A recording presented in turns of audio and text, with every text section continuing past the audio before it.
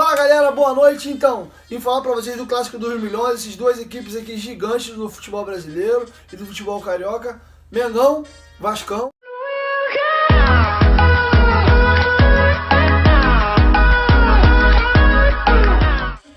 Como muitos já esperavam, o Flamengo foi muito superior ao Vasco, principalmente no segundo tempo. No primeiro tempo o Flamengo teve mais a posse de bola, né? Um pouco mais de 60%. Porém, o Vasco se defendia muito bem. Foi um jogo até meio morno, um jogo um pouco chato no primeiro tempo, com poucas oportunidades dos dois lados. O goleiro Fernando Miguel do Vasco sentiu um desconforto na panturrilha, chegou a pedir substituição e depois resolveu não sair. Então, assim, esse demole foi algo de mais importante que teve no primeiro tempo.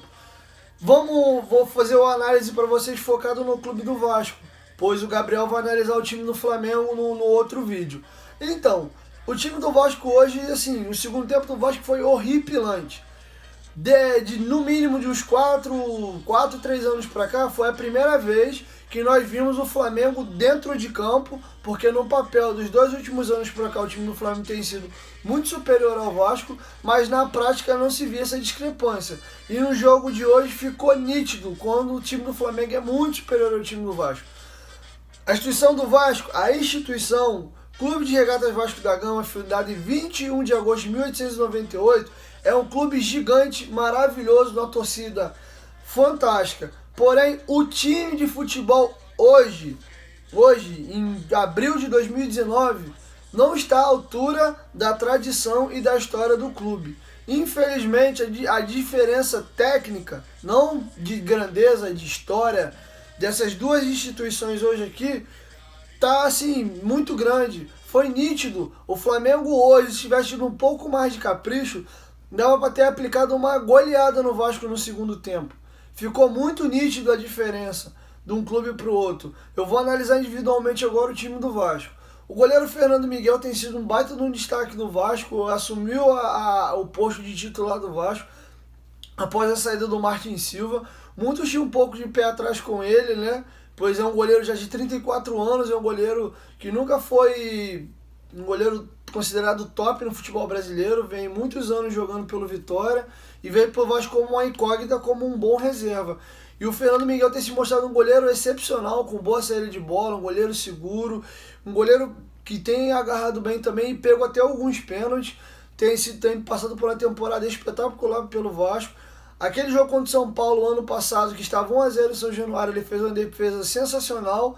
O São Paulo empataria o jogo ali. Se não fosse aquela defesa dele, o Vasco não teria ganho aquele jogo. E esses pontos teriam feito com que o Vasco tivesse sido rebaixado. Porém, ele teve uma suspeita de uma lesão no primeiro tempo. Ameaçou até sair, não saiu. E eu não sei se isso fez diferença, porque ele tomou um gol. Ele falhou no segundo gol do Flamengo. Aquela bola ali não era uma bola simples, mas era uma bola defensável. O Arrascaeta foi na linha de fundo, se eu não me engano, ele ou foi o Vitinho, me enfiou uma bola para trás. Era uma bola que ele foi tentar agarrar, soltando pelo Bruno Henrique. O Bruno Henrique fez 2-0. Inclusive, na minha opinião, o segundo gol do Flamengo foi mal anulado, pois para mim ficou nítido que o Wesley tentou participar da jogada ao cortar a bola, não conseguiu. E a bola sobra para o Bruno Henrique. Mesmo com a ajuda do VAR, eu acho que o juiz errou. Mas não é tema para hoje, o VAR. Vamos falar do Cáceres. O Cáceres, ele tem sido um lateral, eu vou dizer nota 5. Porque ele é um lateral, falando de qualidade, ele cruza muito bem. Ele é um lateral que ele não é afobado, ele sabe a hora de subir, a hora de segurar. Porém, defensivamente, eu acho o Cáceres demasiadamente lento. E toda vez que o Vasco pega um jogador rápido que joga em cima dele ali, ele tem muita dificuldade. No próprio domingo passado, no jogo contra o Bangu, o número 11 do Bangu, Jairinho, deitou em cima dele no primeiro tempo. Ele chegou até, dava nítido que ele já estava com um pouco de medo do Jairinho, quando o Jairinho pegava a bola, ele vinha andando para trás, já não dava mais o bote. E todas as vezes que ele deu o bote, o Jairinho driblou ele. Não foi diferente dos 2 jogos anteriores, o Vitinho também jogou muito fácil em cima dele. E ele estava tendo muita dificuldade hoje para estar marcando o Arrascaeta. O Leandro Castanho e o Wesley tem sido uma dupla muito segura.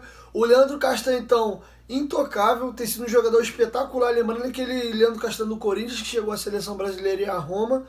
O Wesley tem composto a zaga muito bem. Eu acho que o Vasco está bem servido de zagueiro. O garoto Ricardo Graça, nas oportunidades que teve, jogou muito bem. Inclusive, contra o Bangu, fez, acho que é a melhor partida dele com a camisa do Vasco. O Wesley, eu acho que é um bom reserva para o Vasco. O Vasco, se tiver um pouco de paciência, hoje ele é titular indiscutível, mas se o Vasco tiver a paciência que o Cruzeiro teve com o Dedé, o Vasco tem um zagueiro, que é o Breno, um zagueiro top no futebol brasileiro. É um zagueiro, se o Vasco tiver calma, que leve um ano para o Vasco cuidar bem dele, tratar, cuidar da parte física dele, ele vai formar com o Leandro Castan uma baita de uma dupla no Vasco. No Vasco passaria a ter 4 zagueiros muito bons. O garoto Ricardo, que é canhoto, seria uma reserva imediata do Leandro Castan, tem evoluído muito da temporada passada para essa. E o Wesley que já provou pelo que veio. Se o Brendo não vier, o Wesley tá tranquilo na zaga do Vasco. Danilo Barcelos também é um lateral muito bom. É um cara que bate muito bem na bola, tem excelentes cruzamentos, a bola parada dele é muito boa. Haja vista que o próprio gol do título no Vasco da Taça Guanabara foi ele que fez. Ele fez outros gols já de falta pelo Vasco. Ele tem jogado muito bem. E a partida de hoje dele, assim como o time do Vasco de uma maneira geral, eu vou ressaltar o Wesley, o Leandro Castan e um pouco do Marrone no primeiro tempo. Eu acho que foram os únicos jogadores que se salvaram no time do Vasco. O Raul não jogou uma boa partida novamente. Ele é um jogador que ele é rápido. Eu acho que ele não tem perfil para primeiro volante. Eu acho que o Raul jogaria na posição do Lucas Mineiro, um jogador de mais saída de jogo do que um jogador propriamente de marcação. Eu acho que o Vasco precisa de um primeiro volante para melhorar a sua equipe. Apesar do futebol mundial hoje ser um futebol que o primeiro volante não precisa ser mais aquele cara brucutu que só dá porrada, mas eu acho que é preciso ter um cara com uma boa marcação. E o Vasco ainda não conseguiu encontrar esse seu primeiro volante. Ora o Vasco reveza com Bruno Silva, Raul, o próprio Lucas Mineiro, que hoje é disparado o melhor jogador do Vasco, teve jogando já de primeiro volante com o André jogando de segundo volante. O Lucas Mineiro hoje fez uma partida muito aquém do que ele vem jogando no Vasco. Como eu acabei de falar, ele tem sido disparado o melhor jogador do Vasco hoje, teve uma partida muito aquém mesmo, errando muitos passes bobo, um jogador pouco previsível. O time, no modo geral, do Vasco também hoje foi muito mal. Então eu coloco ele no bolo. Ele jogou, tem sido cerebral do Vasco, tem feito aquele famoso box-to-box, o área a área.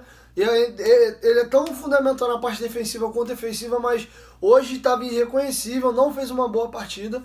O Bruno César foi um jogador nulo no time do Vasco hoje. Ele, além de não produzir nada ofensivamente, defensivamente ele estava deixando um buraco no meio-campo do Vasco, não voltava para recompor. Inclusive o Alberto Valentim já no primeiro tempo estava muito incomodado com isso, mandou os jogadores do Vasco aquecer no primeiro tempo. Foi talvez a pior partida do Bruno César com a camisa do Vasco. Os pontas do Vasco, o Pikachu e o Marrone. O Pikachu até tentou alguma coisa sem muito sucesso, estava muito apagado. Nem de longe foi aquele jogador que a torcida do Vasco está acostumada a ver, aquele jogador decisivo, com gols importantes.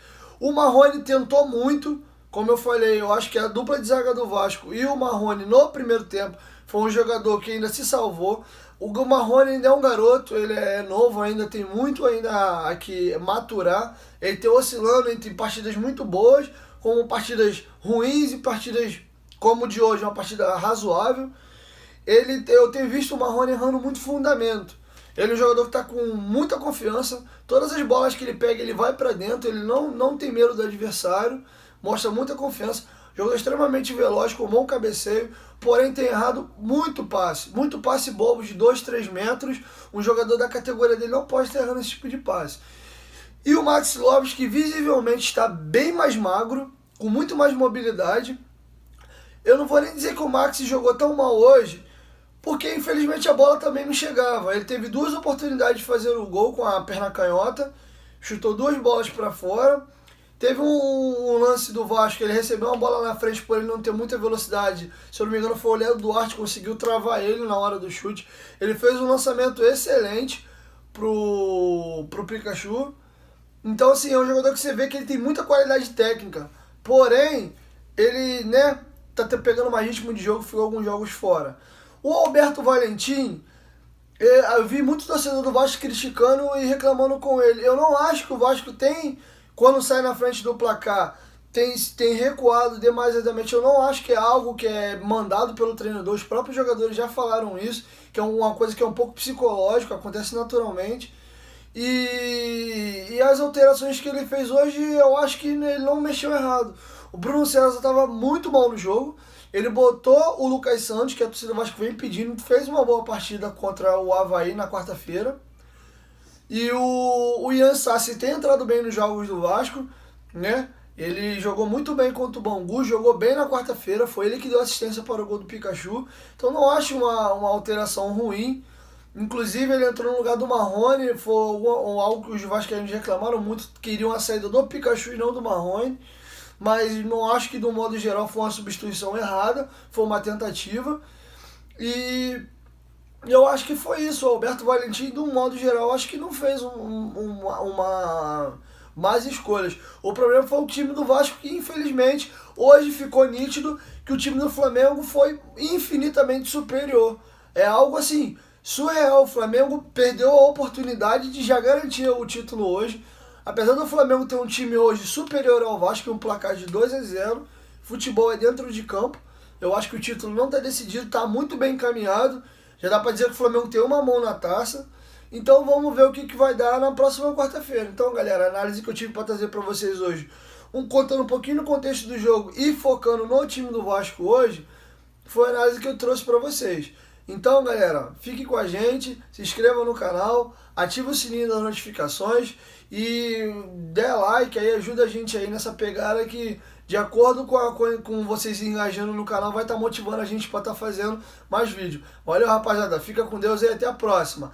Futebolaço!